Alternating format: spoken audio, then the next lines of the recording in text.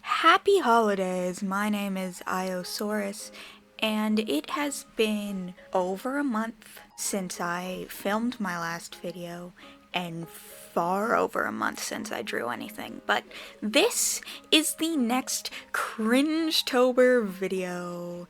Yay! So, CRINGETOBER, if you haven't watched the first video, is a prompt list by Inc. following things that aren't really cringe, because cringe is dead, but things that are considered cringe. It's a drawing prompt list, and I drew for most of October. Not all of it. I only made it to day 25, unfortunately, but still, I did it, and it was fun. And this video will be about the second week of CRINGETOBER. So let's get into it. So day 8 of CRINGETOBER, our first day of the week, was core aesthetic. These are aesthetics like weirdcore, lovecore, cottagecore. But the core that came into my mind specifically was dreamcore. Now this is because my main OC in my main story, her main shtick is going through dreams. Her name is Unilucid, and she has the power, or in her world, the foible, to waltz around in other powered people's dreams. So for this prompt, what I did is I went on Pinterest and I looked up dreamcore, and then I grabbed an image and I drew over it. I tried hard to find the photographer of this image, or the editor, or the artist. I can't really tell if this image is... well, it's definitely not real, but I can't tell how it was constructed. But what I did find is a wiki on Fandom. I don't remember if it was the Backrooms wiki or like the Dreamcore wiki or something. But the wiki on Fandom said that the image was like, the credits were undiscovered. So I can't credit them, and I'm sorry. And for more professional work, I think I'll find credits before I use it. That would be smart. Anyway, I took the image, put it into Clip Studio, forgot to turn on the time lapse, but I did still record it in OBS. Yay! Yippee!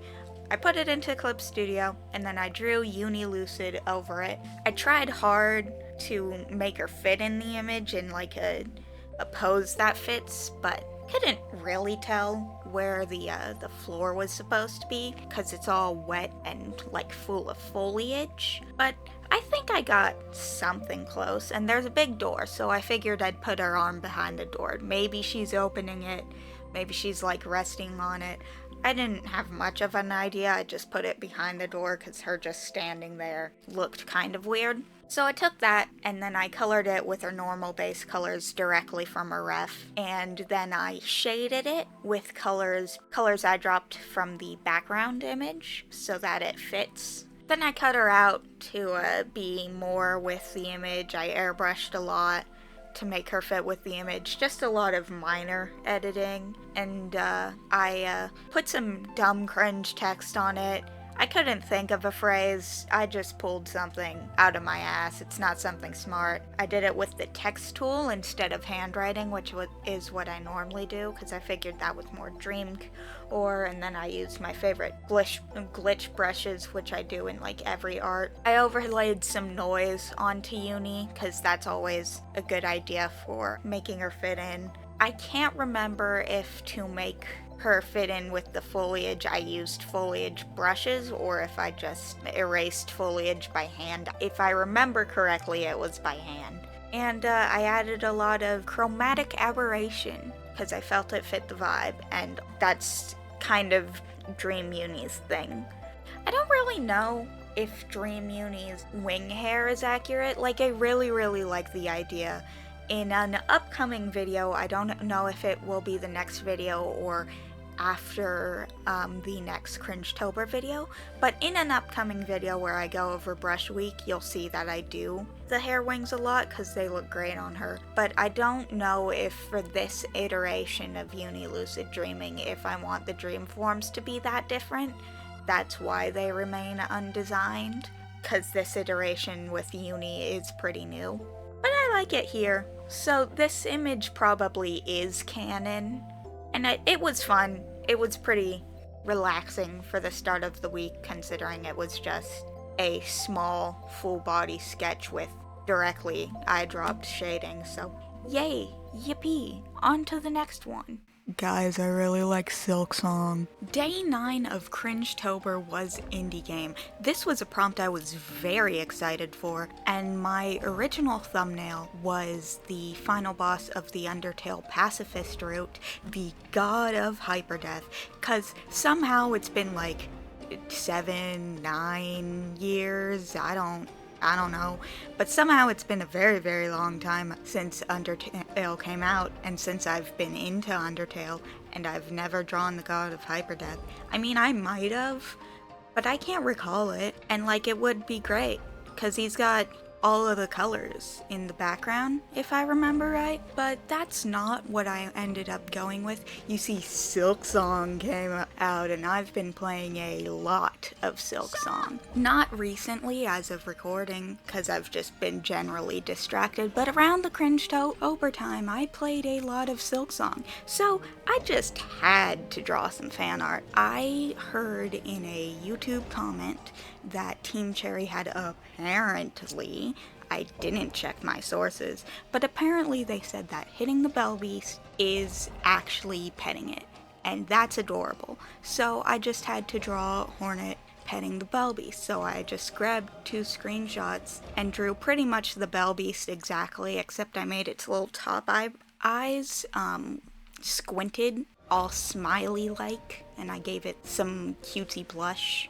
I didn't make the bottom eyes also squinted, because then it just didn't read as the Bell Beast. And then I drew Hornet pretty normally. It's a Jijinka version of Hornet, but like, it looks like every other Jijinka out there, except I added webs in her hair, because that's what I do for a lot of spider characters. Maybe I should add that to my green design. That's unrelated. But anyway, I just drew them, and the colors were pretty much directly color picked from the image, and then the shading I did in a painterly style, just completely red, and I did it with a combination of the thin gouache brush, an airbrush, and a blur brush, I think all on one layer to get a really painterly look. 1, it's kind of a lazy shading method, and 2, it looks really good. It's pretty good for more realistic stuff, so that looked fine. And then it came to the background, and I was lazy, so I just drew a bunch of circles, again just color picked from the screenshots, and then I shaded them in quotes to look like bells. It didn't turn out well, because at this point I was getting lazy, but I still think it reads well, it looks cute, and I like Hornet scritching the Bell Beast. And my favorite part of the drawing is the shading under the arm. I don't really have much more to say about this. I kind of want to make a ref for my Hornet Jijinka sometime, because I think it's cute, but really, again, it just looks like every other Hornet Jijinka, so probably not. On to the next one. Cringetober Day 10 was Overcomplicated. Now, I had a couple ideas for this. My original idea was to draw my magical girl OC Silly Savior in one of those like princess upgraded forms. I also had the idea to draw my spider OC, who's kind of new and her outfit is really complicated, but what I ended up going with was Scene Pickle Pink, and by me I mean I made someone else choose for me. Now this drawing was really fun to do. The pose is one of the best poses I did in Cringetober, especially when only choosing from a pool of poses where of the ones I didn't grab a pose reference for. I just pulled this out of thin air, and it looks amazing. I really like the pose. Then I kind of did a variation of her normal outfit, but added a ton of accessories and changed small details on her normal stuff. For example, her hair, instead of just having one strand of hair as a bang, I made it more of a flat thing that goes kind of over one eye, and I added a couple rainbows in her hair and a couple additions. For the rainbows, I blacked out the colors yellow and in purple with the dark purpley black I have in Pickle Pink's base design. I kind of did this for lore reasons, but it's more personal reasons than that because she is a Sona. I used a lot of accessories I own in real life combined with a mix of accessories I don't own but I wish I owned. For example, the chicken nugget necklace and the Pinkie Pie hair clip I do own, but the belt I do not own. Another example of a part of her design that is normally there but I changed it a bit is I added a checkerboard pattern to the goggles on the bow, the big chest bow, which I added extra bows in other places, but the big chest bow is normally there, but I added a small face to it, like a derp face. I was gonna call it a Roblox face, but I don't think it's actually like an official Roblox face. I just think I associate it with Roblox because of the time that it was popular. She doesn't normally have a fanny pack like my other Sonas, but I gave her a big bow in place of where a fanny pack would be. I gave her a small clip-on tail. I made her nails multicolor instead of black, and I put some patterning on them. I think I just looked up scene nails and took inspiration from that. A fun thing for this is for the line art, I did it in 3 different colors because I knew I had to be layering a lot, and for line art with lots of things layered, I do different colors, but eventually I merged them and then colored it all. I gave her little wearable wings, like how you wear fairy wings as a kid. I did pretty normal shading for this, just 2 layers and combined them to make a gradient, and then some screen tone. I added some shiny highlights, and then I added some stickers on it, which was my favorite part. It's just a couple of my favorite character things, and then also Hello Kitty, who I used to really like when I was young, but not really now. And some rainbow textures. I do think I looked up like scene texture or something. And then some glitch textures. And then I wrote rar, nya, nexty. Just fits the aesthetic. One of my favorite parts is her Nyan Cat belt, but yeah, that's really it. On to the next one. I had a lot of fun with this one. CRINGETOBER Day 10 was crossover, and hoo boy, let me tell you about my favorite characters. I love them. So I had a couple ideas for this, both centering around Persona 5, because I feel like a Persona 5 crossover would work especially well with 2 games. One, Project Sekai, which actually did get a crossover, but it wasn't a good crossover, and also it had no plot because it was mostly just a song crossover. But I think these would work really well because they're both games about going into other worlds with your phones. Project Sekai, you go into, I forgot the word for the Hatsune Miku world, but the Hatsune Miku world by playing a song. And in Persona 5, you go to the metaverse, palaces, the metaverse.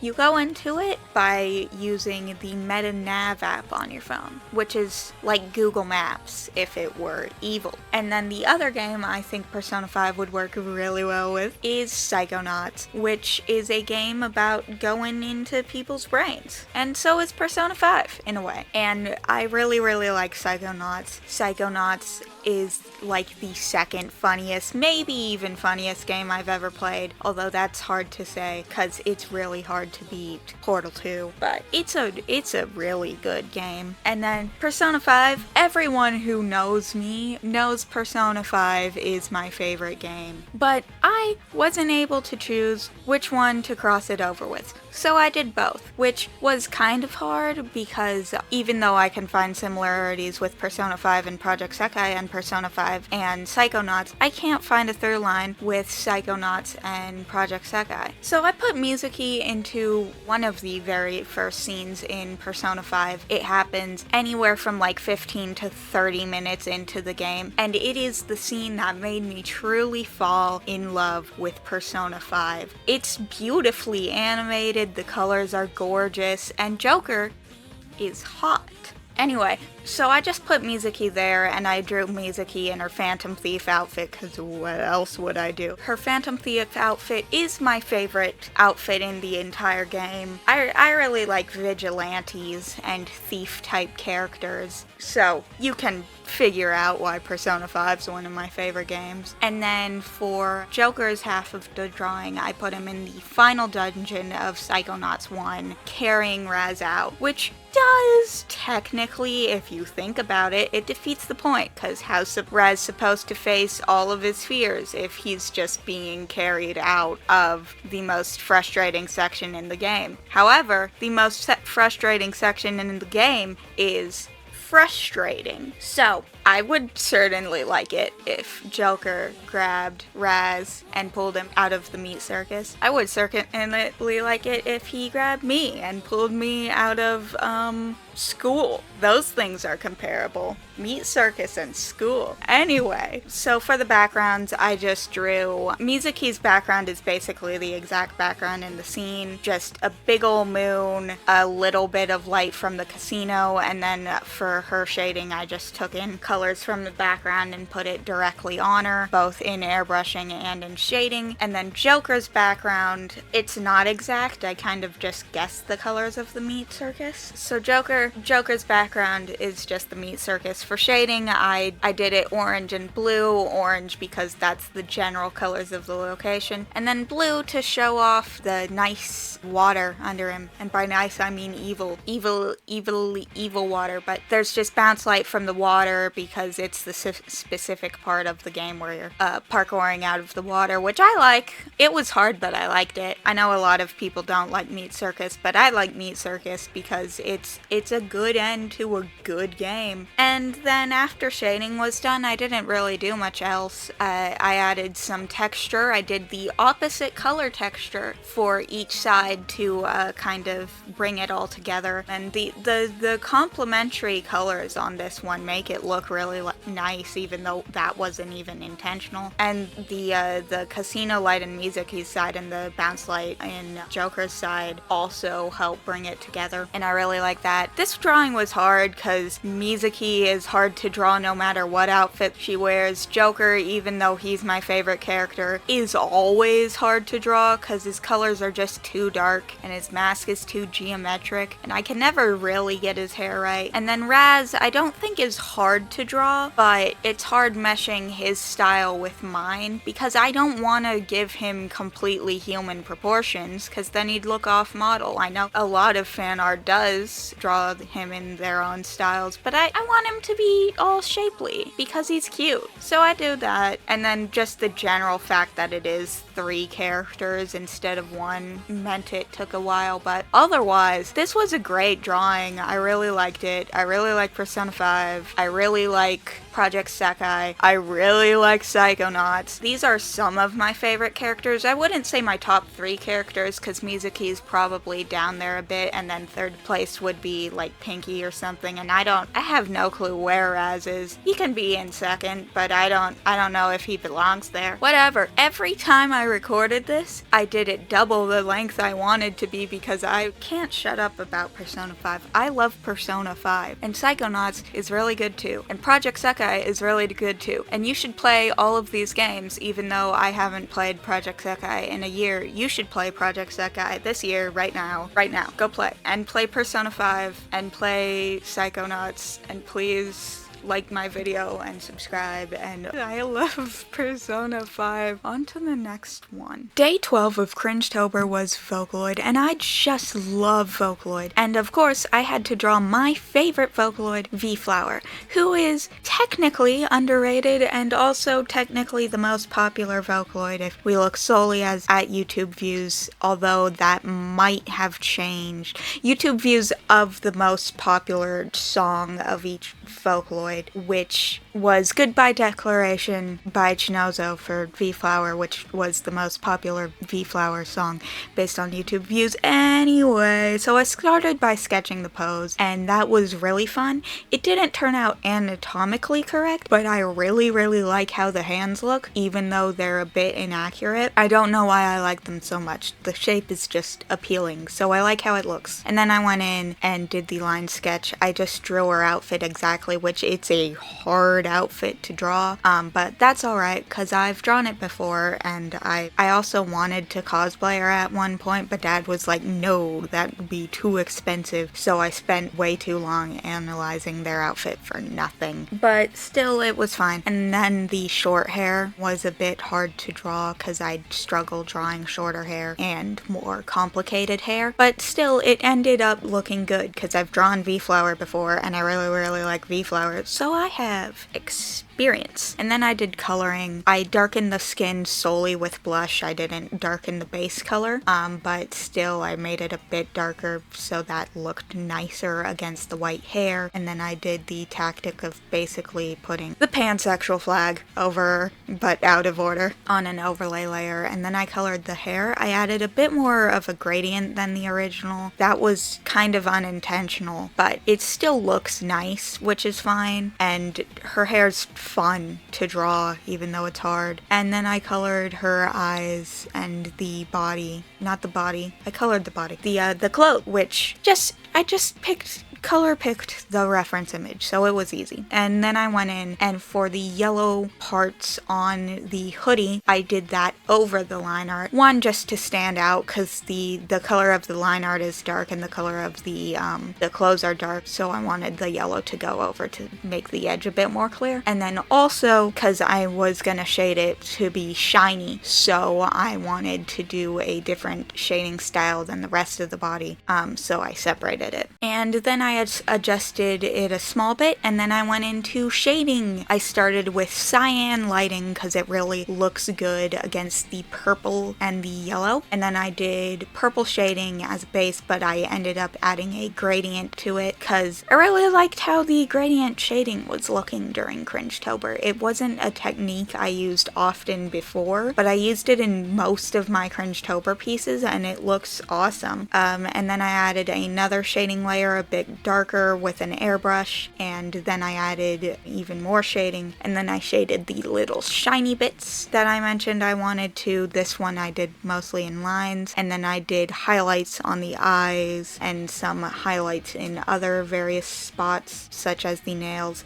And for the background, I did it the exact colors of the Venom music video, which I feel like is the song that most people associate with V-Flower, even though it's less popular than Goodbye Declaration. The character in the video looks like V-Flower, so I don't remember if I color picked it exactly or guessed the colors. I'm pretty sure I color picked it. And then I went in with screen tone, every single video, every single one. I've been miscalling the thing. And then I went in and added some texture like I normally do, but this brush isn't as full as normal, so it took a while because I had to scribble over the entire thing and copy the layer a bunch. And then I ended up putting a second glitch layer, and then I did the post-processing bits, and it was done, and that's nice. I really like how this one turned out because I really like V-Flower, so yay. Cringetober Day 12 was animal features, and I have a lot of OCs with animal features, whether that be lore reasons, symbolic reasons, or just for fun, but I chose two specifically because I really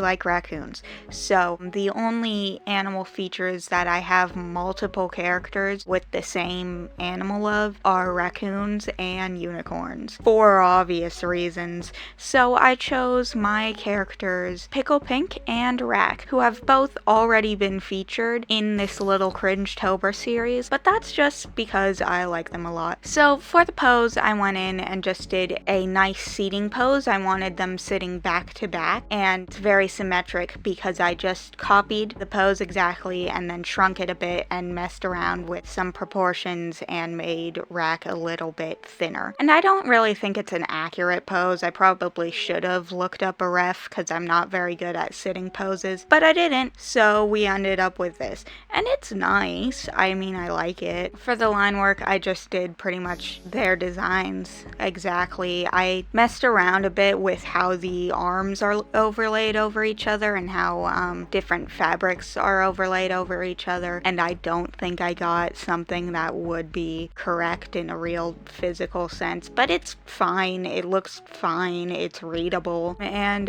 you can tell I really didn't like this one that much. I didn't do anything neat with the coloring. I did their exact colors, and then I didn't do any shading at all, which is the true sign that I did not like this one, because I do actually quite enjoy shading most of the time. It's a bit of a drag, but the result is always great. So when it got time to shading, I just put in raccoon memes and put a bunch of filters on the raccoon memes and turned the raccoon memes into filters themselves, and it's just a major old shit post. The little raccoon heads of their raccoon forms in the back, those don't look like accurate raccoons. I looked up a ref for them. I don't know why they look so bad, but they do look bad. I think it's because I tried to make them look more scary, and I'm just generally not good at making things look scary. But you know, it ended up fine. I really like the concept. I really like that they're looking away from each other, because they both do represent me, one in far more ways than other, but they both are still very attached to me. So, but it's like different part, because one is like friendship and one is aggression and loneliness, which is kind of the same dynamic that Pickle Pink and Silly Savior have, but Rack is much younger than Silly Savior, and Rack's in an entirely separate universe than the other two, so they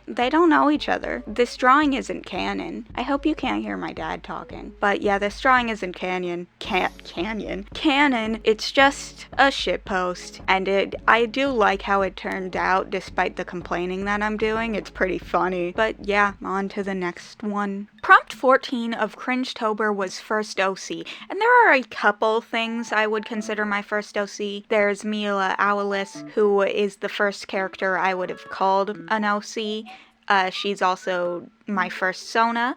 She's also the only one of these characters that can actually be seen on the internet, because I made most of the art of her with Scratch Vector, and then I made some in Autodesk Sketchbook. Her entire shtick was she was part of a group of superhero characters, maybe? That were born with invisible animal body parts. So she had invisible wings, which I always drew as yellow, and they were meant to be glittery and probably transparent, but they never were. But the characters who had invisible limbs could see other people's invisible limbs. Are wings limbs? I don't know, but there was supposed to be another character with like a monkey tail, and then the rest I never decided. It was supposed to be a group of 7, because I thought that was a good number for a hero group, I guess. I probably would have been really into Glitter Force at the time. The second character would be Iosaurus,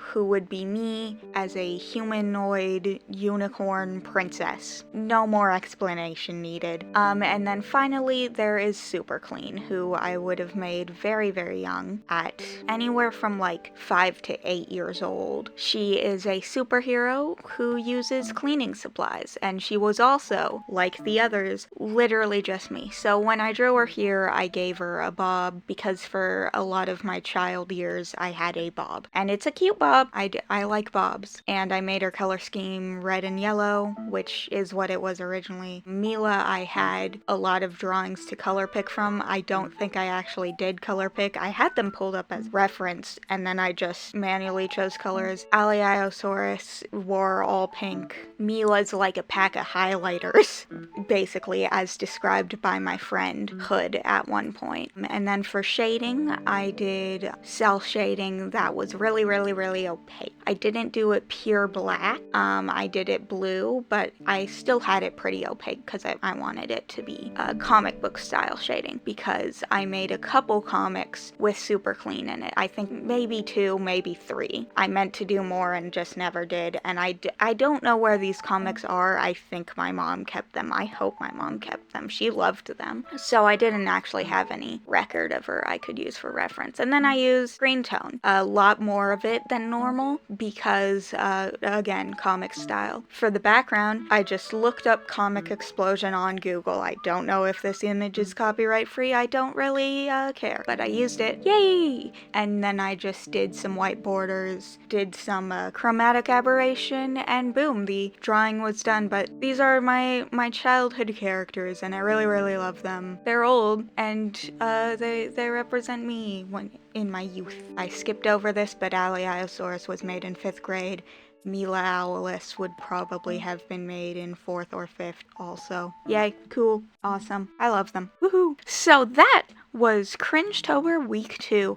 It was very, very fun to draw, of course, as always, and it was also fun to record. For editing this video, I did a little bit of new tricks than my last video. I changed up border styles, I changed up sizes, and I also cut out a lot of ums and uhs and blank space and little mouth smacking noises that were terrible to listen to. So if you prefer the cut up version, which is faster and choppier but like less annoying to listen to, then tell me. If you would prefer the last video's audio style where it's not cut up and it's just me straight up rambling directly at you, then also tell me that. My upcoming next video will probably be my brush week video, and then it will be one more Cringetober video. Yay! I'm recording this ending bit in late January, so this is probably coming out in February, so who knows when these future videos will come out, but like, it's fine. I see people uploading art fight videos at every point in the year, so, you know, Cringetober isn't as popular as art fight, but like, I can talk about it for as much as I want. Like it's